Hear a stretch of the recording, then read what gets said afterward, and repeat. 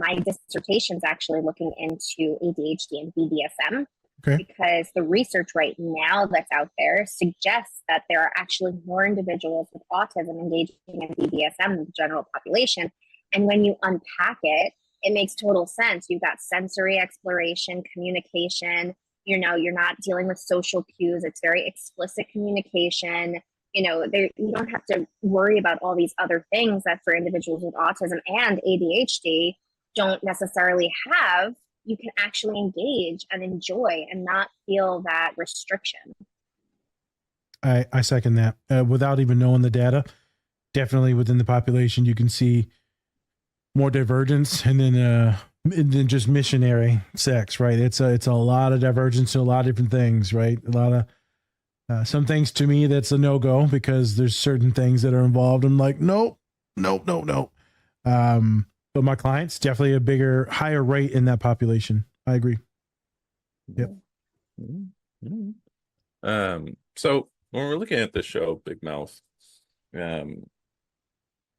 do you see this as like a helpful show for those who have like just sexual education like problems or don't know as much as they should? Do you kind of see this as a good show for them, or do you kind of see it as it being like a too over the top? I actually love it. And the reason I love it is because when I started watching it, I went in with the lens of knowing or feeling that they would mess up somewhere, but they didn't. There's a couple of scenes where they don't refer to the female anatomy correctly, but they have done in the past. They really touch on topics that are taboo in society, that are connected to the comparisons that we have, that leads to shame and insecurity. And for me, it also is just funny. I mean, who doesn't like humor? But for people who don't have the education, I think this is a fun show that provides it with the jokes on the side, but still bringing home the important messages around our sexuality and our anatomy. Spencer, do you know what is rated? I assume this is rated mature, right? Big Mouth or no? Oh, yeah.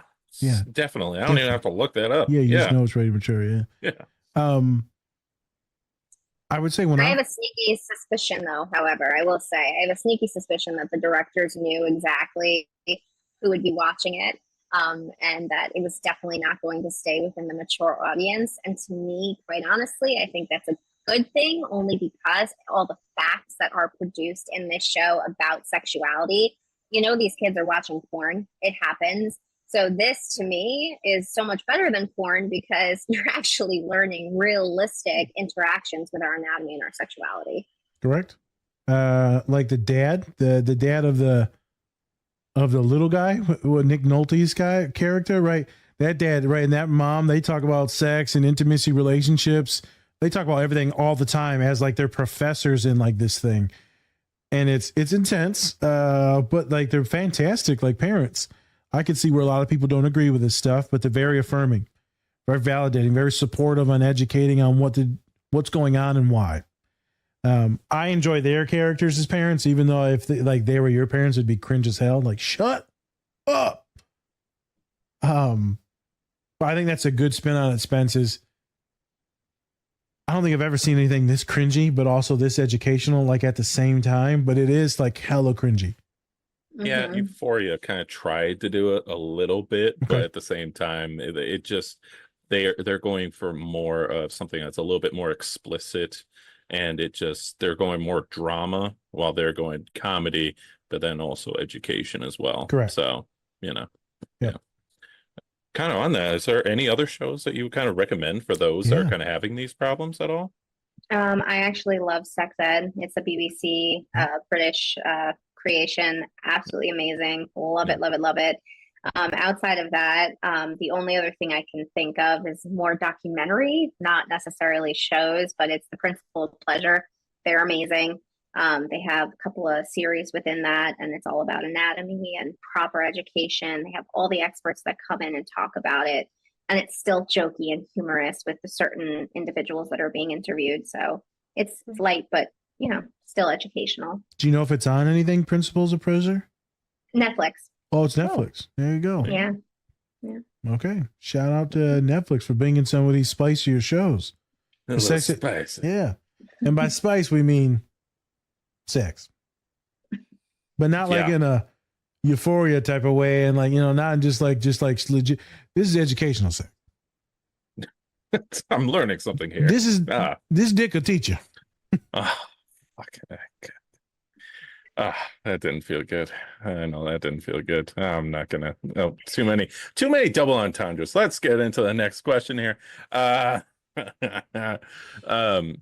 when we talk about just education and sex, what are your beliefs on just sex education in general? Is this something that you should be teaching, and like what things should we be teaching in there to kind of help people kind of grow in their lifestyle so that they're not kind of repressing things?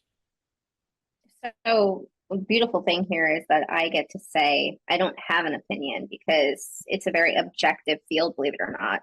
And the science shows it that when we learn things from a young age, it's very beneficial. And, you know, a lot of people have the age appropriate narrative where it's like, oh, it's not age appropriate. Well, science actually doesn't back that. Science, there is no number that's associated with this concept of age appropriateness.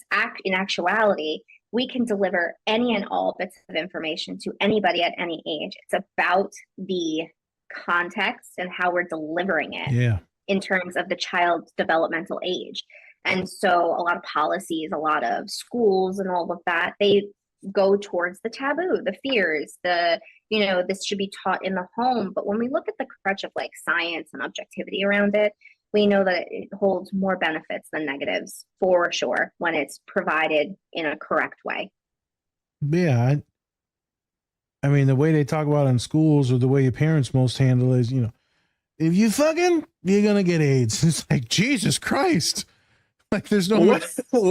If you fucking, then you're going to get pregnant. And then, okay. Yeah. If you fucking, you're gay. Gee, why am I gay? Well, you're speaking on the fear that's taught. I'm also a college professor, and a lot of my students in my human sexuality course say it all the time, that anything and everything around sex ed was all about fear. Like, you're going to get an STI, you're going to, get addicted to sex, you're going to break your clitoris, or you're going to break your penis. You know, there's so many things for masturbation. Unless you like the character in the show where he's fucking a couch. So, I mean, there's multiple ways to break it if you try it. I've tried a few. You can break a few things. I've tried it, you know. Furniture. Waffle iron. Oh my God. Why is it shaped like that? It's the shape of Texas. Sorry. But you're right. It's sorry to cut you off, but the fear, but that's where I was going with my jokes, is the fear base that not only will this contract some type of disease, not only will you as a woman most likely be shamed into being a whore, promiscuous, not only will you be shamed as being a sin. So if you're religious in a religious school, then it's a sin. You're going to hell, right? It's before marriage. Just a lot of guilt and shame, a lot of hatred, which leads to me a lot of repressive things. And for men, it leads into, I think, a lot of bad behaviors. Shame as well, but some weird and awkward behaviors, because now you can't talk to anyone. And I want to get your opinion in a minute about something. I'm going to wait until Spencer's done. No, we can get into it now. I mean, okay. That's fine. So there's this thing where I see where, you know, in one of the scenes, he's talking about, well, you know, I seen homeboys wean. And the dad's like, and you think you're gay now? I was like, what? So a pivot off of that is, we'll have clients that have maybe an intrusive thought, not even intrusive thought. They'll be like, oh, that's an attractive dude.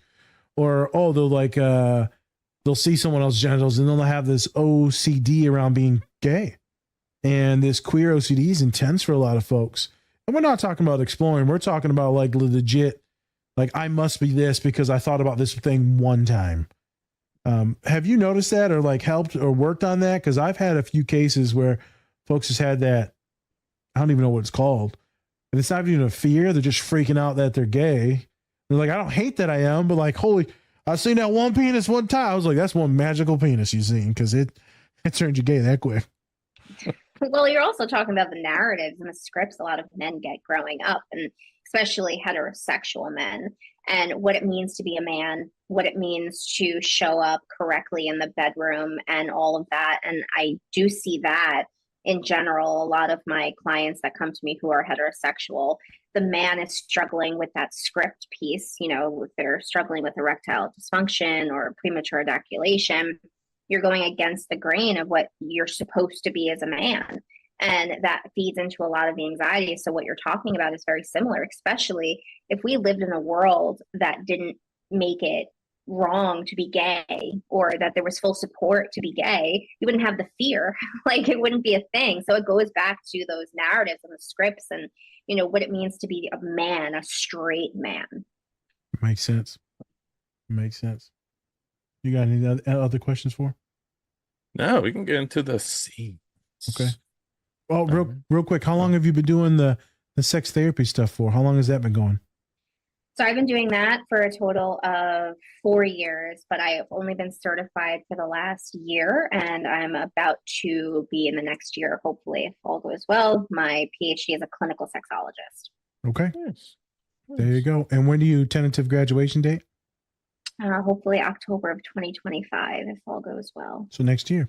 All right. Yeah. Let's go. Nice. Any publications come out yet or not yet? Not yet, no. Okay, so that'll be when the big I'm trying to think of a perverted way to say this. That's when the big O comes out, is 2025. Spencer's face. Fucking pervert. All right. I'm sorry. That's goddamn perfect. He's not denying it. He's just saying sorry. All right. Anyways. All right. So Big Mouth, if you haven't seen it, is about all these little ones going through the changes, right? Going through changes in their bodies, right? And so they have these different experiences and kind of what they're going through. And they have these hormone monsters that kind of pester them to either kind of pushing them towards that more sexual side instead of like repressing it as much, right?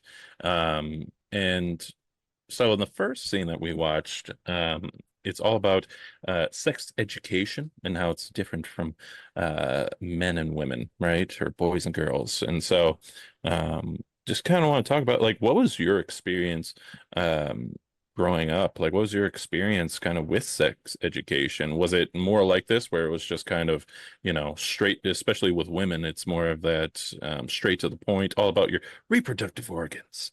Or is it about, you know, was it different? She's cracking up over there, so I'm sure it was. Hey, thanks for watching this video. Check out the full episode on our channel and anywhere you find podcasts. Also, remember to like and subscribe. Whoop whoop.